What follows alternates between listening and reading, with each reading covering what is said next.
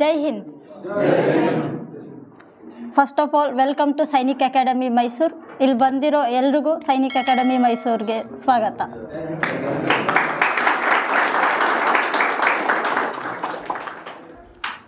ಇವತ್ತು ತಿಳಿದಿರೋ ಹಾಗೆ ಇವತ್ತೆಲ್ಲ ಅಗ್ನಿಪಥ್ ಶೀಮ್ 24-25 ಬ್ಯಾಚ್ನ ಇವತ್ತು ಇನಾಗ್ರೇಷನ್ ಪ್ರೋಗ್ರಾಮ್, ಓಪನಿಂಗ್ ಅಡ್ರೆಸ್ ಪ್ರೋಗ್ರಾಮ್ನ ಇವತ್ತು ಸ್ಟಾರ್ಟ್ ಮಾಡ್ತಾ ಇದ್ದೀವಿ.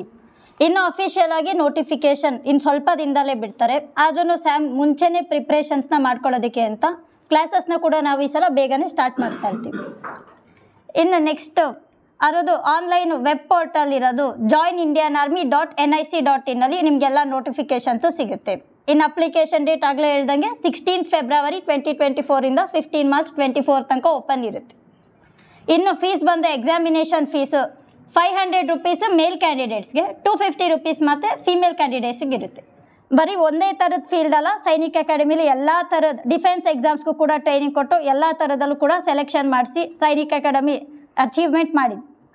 ಸ್ಯಾಮ್ನ ಫೌಂಡರ್ ಆಗಿರೋ ನಮ್ಮ ಶ್ರೀಧರ್ ಸರ್ ಅವರು ಎಲ್ಲರೂ ಗೊತ್ತಿರಾಗೆ ಅವ್ರು ಇಂಡಿಯನ್ ಆರ್ಮಿಲಿ 17 ಇಯರ್ಸ್ ವರ್ಕ್ ಮಾಡಿ ಬ್ಲ್ಯಾಕ್ ಕ್ಯಾಟ್ ಕಮಾಂಡೋ ಆಗಿ ವರ್ಕ್ ಮಾಡಿ ಇವಾಗ ಇಲ್ಲಿ ಬಂದು ಇನ್ನೂ ನಾನು ಇಂಡಿಯಾಗೆ ಇನ್ನೂ ಕೊಡುಗೆ ಕೊಡಬೇಕು, ನಮ್ಮ ದೇಶಕ್ಕೆ ಇನ್ನೂ ಮಾಡಬೇಕು ಅಂತಲೇ ಇಲ್ಲಿ ಒಂದು ಕೋಚಿಂಗ್ ಸೆಂಟರ್ನ ಸ್ಟಾರ್ಟ್ ಮಾಡಿ ಡಿಫೆನ್ಸ್ ಎಕ್ಸಾಮ್ಗೆ ಇನ್ನು ನಮಗೆ ಸೈನಿಕರನ್ನ ನಮ್ಮ ದೇಶಕ್ಕೆ ಅಂತ ಮಾಡಿಕೊಡ್ತಾ ಇದ್ದಾರೆ.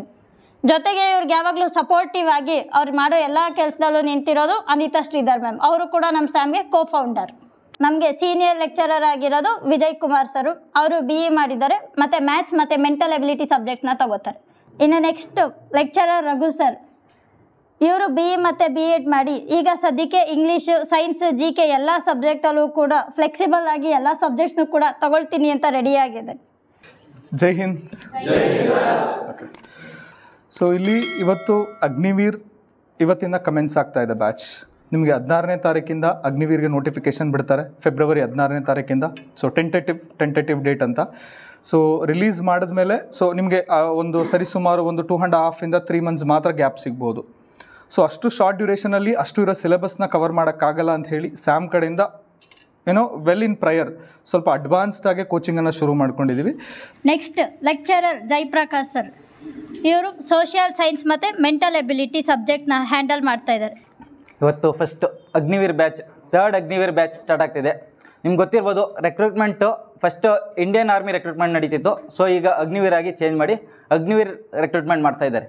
ಸೊ ಇಂಡಿಯನ್ ಆರ್ಮಿ ಯೂನಿಫಾರ್ಮ್ ಹಾಕಬೇಕು ಅಂತ ತುಂಬ ಜನದ ಕನಸು. ಎಲ್ಲರೂ ಇಡೀ ದೇಶದಲ್ಲಿ ಯಾರ್ಯಾರಿದ್ದಾರೆ ಎಲ್ಲರೂ ಒಂದಲ್ಲ ಒಂದು ಏಜಲ್ಲಿ ಕನಸು ಕಂಡು ಇಟ್ಟಿರ್ತಾರೆ, ನಾನು ಯೂನಿಫಾರ್ಮ್ ಹಾಕಬೇಕು ಅಂತ. ಅದು ಎಲ್ರಿಗೂ ಸಾಧ್ಯ ಆಗಿರಲ್ಲ. ಕೆಲವ್ರಿಗೆ ಅವೇರ್ನೆಸ್ ಇಂದ ಆಗಿರ್ಬೋದು, ಕೆಲವ್ರಿಗೆ ಯಾರು ಗೈಡ್ಲೈನ್ಸ್ ಇಲ್ಲದೇ ಆಗಿರ್ಬೋದು. ಸೊ ತುಂಬ ಜನ ಈ ಅವೇರ್ನೆಸ್ ಕ್ರಿಯೇಟ್ ಆಗಬೇಕು. ಅವೇರ್ನೆಸ್ ಕ್ರಿಯೇಟ್ ಆಗಿ ತುಂಬ ಜನ ರಿಕ್ರೂಟ್ಮೆಂಟ್ ಬರಬೇಕು. ಏನಕ್ಕಂದರೆ ಇಂಡಿಯನ್ ಆರ್ಮಿ ಯಾರು ತುಂಬ ಎಕ್ಸ್ಪರ್ಟ್ ಇರ್ತಾರೆ ಅಥವಾ ತುಂಬ ಡೆಡಿಕೇಶನ್ ಆಗಿರ್ತಾರೆ ಅಂಥವ್ರನ್ನ ಕಾಯುತ್ತೆ. ಯಾರು ನಮ್ಗೆ ಡೆಡಿಕೇಶನ್ ಕೊಡೋಕ್ಕಾಗಲ್ಲ, ವರ್ಕ್ ಹಾರ್ಡ್ ಮಾಡೋಕ್ಕಾಗಲ್ಲ ಅಂಥವ್ರನ್ನ ಸೆಲೆಕ್ಟ್ ಮಾಡ್ಕೊಳ್ಳೋದು ಇಂಡಿಯನ್ ಆರ್ಮಿ ಸೆಲೆಕ್ಟ್ ಮಾಡೋದೇ ಯಾರು ಹಾರ್ಡ್ ವರ್ಕ್ ಮಾಡಿ, ಯಾರು ಟಫ್ ಟೈಮಲ್ಲಿ ನಿಲ್ತಾರೆ, ಅಂದರೆ ತುಂಬ ಏನೇ ಕಷ್ಟ ಬಂದರೂ ನಿಲ್ಲಬೇಕು, ಆ ಥರ ನಿಲ್ಲೋದು ಯಾರಿದ್ರು ಸೈನಿಕ ಮಾತ್ರ. ನಾನು ಹ್ಯಾಂಡಲ್ ಮಾಡೋ subjects science and social science, ಆ ಎರಡೂ ಕೂಡ ಸಬ್ಜೆಕ್ಟ್ನ ನಾನೇ ಹ್ಯಾಂಡಲ್ ಮಾಡ್ತಾಯಿದ್ದೀನಿ. ಮತ್ತು ಇವಾಗಿರೋ ಅಗ್ನಿವೀರ್ ಬ್ಯಾಚ್ 2024ಗೆ ನಾನೇ ಬ್ಯಾಚ್ ಇನ್ಚಾರ್ಜ್ ಆಗಿರ್ತೀನಿ. ಸೊ ನಿಮ್ಗೆ ಏನೇ ತೊಂದರೆ ಆದರೂ, ಏನೇ ಕಷ್ಟ ಆದರೂ ಎಲ್ಲನೂ ಬಂದು ಆರಾಮಾಗಿ ನನ್ನ ಹತ್ರ ಶೇರ್ ಮಾಡ್ಕೋಬೋದು. ಏನೇ ತೊಂದರೆ ಇದ್ರೂ ನಾವು ಹೆಲ್ಪ್ ಮಾಡೋಕ್ಕೆ ನಾನು ಮತ್ತು ಎಲ್ಲ ಟೀಚರ್ಸೇ ಇರ್ತೀವಿ ಯಾವಾಗಲೂ. ಇನ್ನು ನೆಕ್ಸ್ಟ್ ಟೀಚರ್ ಸಂತೋಷ್ ಸರ್, ಇವರು BSc ಕೋರ್ಸ್ ಮತ್ತು B.Edನ ಮಾಡಿದ್ದಾರೆ. ನಿಮಗೆ ನೆಕ್ಸ್ಟ್ ಮ್ಯಾಥ್ಸ್ ಮತ್ತು ಸೈನ್ಸ್ ಸಬ್ಜೆಕ್ಟ್ನ ಹ್ಯಾಂಡಲ್ ಮಾಡ್ತಾ ಇರ್ತಾರೆ. ಜೈ ಹಿಂದ್. ಸಂತೋಷು. ನಾನು ಲೈಫ್ ಪೂರ್ತಿ ಕೋಚಿಂಗಲ್ಲೇ ಕಳೆದಿದ್ದೀನಿ. 97ಇಂದ ಕೋಚಿಂಗೇ ಮಾಡ್ಕೊಂಬಂದಿರೋದು. ಎಲ್ಲರಿಗೂ ಮಾಡಿದ್ದೀನಿ, ಆಲ್ಮೋಸ್ಟ್ ಕಾಂಪಿಟೇಟಿವ್ ಎಕ್ಸಾಮ್ಸ್ಗಳಿಗೂ ಜಾಸ್ತಿ ಮಾಡಿದ್ದೀನಿ. ಇಂಜಿನಿಯರಿಂಗ್ ಮ್ಯಾಥ್ಸು ಮಾಡಿದ್ದೀನಿ. ನಿಮಗೆ ಕ್ಲಾಸಸ್ ನಾನು ಜಾಸ್ತಿ ತೊಗೊಂಡಿಲ್ಲ ಅನ್ಕೋತೀನಿ. ಸೊ ನೆಕ್ಸ್ಟ್ ನೀವು ಯಾವುದೇ ಡೌಟ್ಸ್ ಇದ್ರೂ ನಮ್ಮನ್ನ ಕ್ಲಿಯರಾಗಿ ಕೇಳ್ಬೋದು, ಎಷ್ಟೊತ್ತಲ್ಲಾದ್ರೂ ಕೇಳ್ಬೋದು.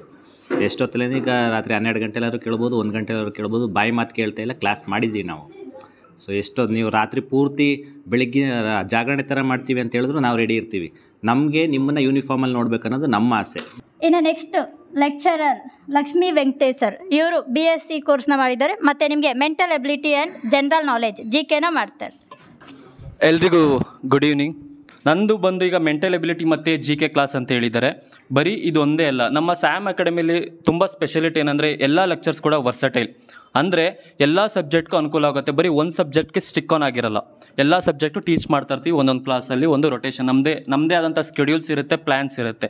ಈಗ ಎಕ್ಸಾಂಪಲ್ ನೀವು ಅಗ್ನಿವೀರ್ ಇದಕ್ಕೆ ಟ್ರೈನಿಂಗ್ ಬರಬೇಕು, ಕೋಚಿಂಗ್ ತೊಗೋಬೇಕು ಅಂತ ಬಂದಿದ್ದೀರಾ.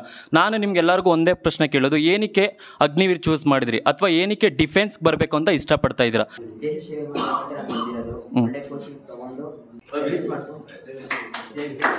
Good, very good. Next. Very good, very good. ನೀವು ಎಷ್ಟೇ ಚೆನ್ನಾಗಿ ಓದ್ಕೊಂಡು ಹೋದ್ರು ಒಂದು ಲೆವೆಲಲ್ಲಿ ಹೋದಾಗ ದುಡ್ಡು ಅಂತ ಮುಖ ಬಂದಾಗ ಬಡವರಿಗೆ ಅದು ತುಂಬ ಕಷ್ಟನೇ ಆಗುತ್ತೆ. ಬಟ್ ನನ್ನ ಪ್ರಕಾರ ಡಿಫೆನ್ಸ್ ಒಂದೇ, ಆರ್ಮಿ ಆಗಿರ್ಬೋದು, ನೇವಿ ಆಗಿರ್ಬೋದು, ಏರ್ಫೋರ್ಸ್ ಆಗಿರ್ಬೋದು, ಎಲ್ಲರೂ ಒಂದೇ ತಾಯಿ ಮಕ್ಕಳು ಅಂತ ಟ್ರೀಟ್ ಮಾಡೋದು ಡಿಫೆನ್ಸ್ ಒಂದೇ. ಸೊ ನೀವು ನನ್ನ ಪ್ರಕಾರ ಹೇಳ್ಬೇಕಂದ್ರೆ ಇಷ್ಟು ಚಿಕ್ಕ ವಯಸ್ಸಲ್ಲಿ ಇದನ್ನೇ ನೀವು ಚೂಸ್ ಮಾಡೋಕ್ಕೆ ರೆಡಿ ಇದ್ದೀರಾ ಅಂತಂದರೆ ಇನ್ನು 45 ವರ್ಷ ಆಗಲಿ ನೀವು ದೇಶ ಸೇವೆ ಮಾಡೋಕ್ಕೆ ರೆಡಿ ಇದ್ದೀರಾ ಅಂತಲೇ ನನ್ನ ಅರ್ಥ. ನೆಕ್ಸ್ಟು ನಿಮಗೆಲ್ಲ ತುಂಬ ಫೇಮಸ್ ಆಗಿರೋ ಸಪೋರ್ಟಿಂಗ್ ಸ್ಟಾಫ್ ಮತ್ತು ಇವಾಗ ಟೀಚರ್ ಪವನ್ ಕಲ್ಯಾಣ್ ಅವರು BSc ಮಾಡಿರೋದು ಮತ್ತು ನಿಮಗೆ ಸೋಷಿಯಲ್ ಸೈನ್ಸ್ ಸಬ್ಜೆಕ್ಟ್ಸ್ನ ಹ್ಯಾಂಡಲ್ ಮಾಡ್ತಿರ್ತಾರೆ. ಎಲ್ರಿಗೂ ಜೈ ಹಿಂದ್. ನನ್ನ ಹೆಸರು ಪವನ್ ಕಲ್ಯಾಣ್ ಅಂತ. ನಾನು ಅಕಾಡೆಮಿಗೆ ಬಂದು 1 ಇಯರ್ ಆಯಿತು. ನಾನು ಆ್ಯಕ್ಚುಲಿ ಬಂದಿದ್ದು ಸ್ಟಾರ್ಟಿಂಗ್ ಅಗ್ನಿವೀರ್ಗೆ ಅಂತಲೇ. ಬಟ್ ಏಜ್ ಆಗಲಿಲ್ಲದ ಕಾರಣ ನಾನು SSC GDಗೆ ಆಗಬೇಕಾಯಿತು. ಬಟ್ SSC GDನೂ 3 days ಅಪ್ಲಿಕೇಶನ್ ಲೇಟ್ ಆಗಿರೋದ್ರಿಂದ 1 year ವೆಯ್ಟ್ ಮಾಡಬೇಕಾಗಿರೋ ಬಂತು. ಬಟ್ ಈಗ ಬಂದಿರೋ SSCಗೆ ಅಪ್ಲಿಕೇಶನ್ ಹಾಕೊಂಡಿದ್ದೀನಿ. ಬಟ್ ಇದೇ ಫಸ್ಟು, ಇದೇ ಲಾಸ್ಟ್ ಚಾನ್ಸು. ಬಟ್ ನಿಮ್ಗೆ ಇನ್ನೂ ಅಗ್ನಿವೀರು ಚಾನ್ಸ್ ಇದೆ, SSC GDನೂ ಚಾನ್ಸ್ ಇದೆ. ಬಟ್ ಚೆನ್ನಾಗೆ ಓದ್ಕೊಳ್ಳಿ. ಇಂಡಿಯನ್ ಆರ್ಮಿ ಅಂದರೆ ಅದೊಂಥರ ಕ್ರೇಜು ಇಡೀ ವರ್ಲ್ಡಲ್ಲಿ. ಆ್ಯಕ್ಚುಲಿ ಇಂಡಿಯಾದಲ್ಲೇ ಜಾಸ್ತಿ ಯೂತ್ಸು ಆರ್ಮಿಗೆ ಜಾಯ್ನ್ ಆಗೋವಂಥದ್ದು. 100% ಯೂತ್ ಏನಿದ್ದಾರೋ ಅದರಲ್ಲಿ 40% ಆರ್ಮಿ ಕಡೆನೇ ಫೋಕಸ್ ಮಾಡ್ತಿದ್ದಾರೆ. ಅದು ಒಳ್ಳೆ ಗುಡ್ ಪಾಯಿಂಟ್ ಅಂತ ಹೇಳ್ತೀನಿ. ಬಟ್ ನಿಮ್ಮೆಲ್ರಿಗೂ ಒಳ್ಳೇದಾಗಲಿ, ಎಲ್ಲರೂ ಸೆಲೆಕ್ಟ್ ಆಗಲಿ ಅಂತ ಇದು ಮಾಡ್ತೀನಿ. All the best. Thank you. Jai Hind.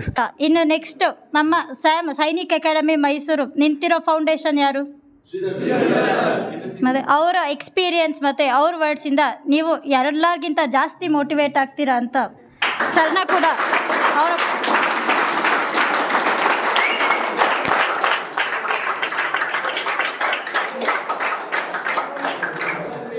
Jai Hind.